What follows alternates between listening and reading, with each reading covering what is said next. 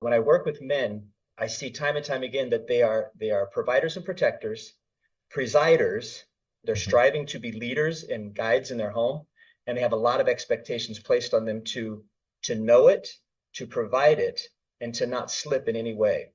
They see it as, oh, this is just the burden I'm supposed to bear. My shoulders need to be stronger to bear this.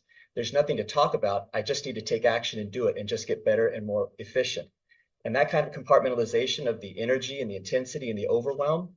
You remember those old cartoons? They would have like a cave. There's some cave, and there's these like barrels, these canisters of nuclear waste. It just says toxic on the outside of it. There's always just like this green fluorescent ooze coming out of it.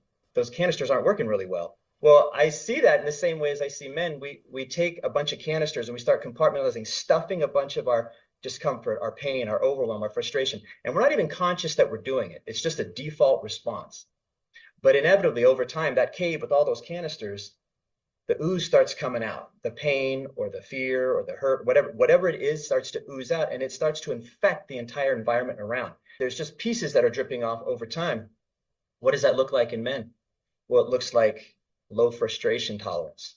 It looks like impulsivity. It looks like aggression at times. It looks like lethargy or isolation. Sometimes there's a lack of empathy or awareness of the environment around them. They stay solid on the providing, but they're slipping on the connecting and bonding with children or spouse. And that's the stuff that the family picks up on, even though he's working really hard to keep providing. He thinks this is the way to keep things in order, but he's missing out on this piece over here because he's got so much locked in that he's not expelling it in a proper and efficient way. When that doesn't take place, we get men that are unhealthy. They're just unwell in the sense that they're not clear on what's going on inside of them, and they're not mindful of the effect it's having on others. And they get into a place where I'm not feeling appreciated.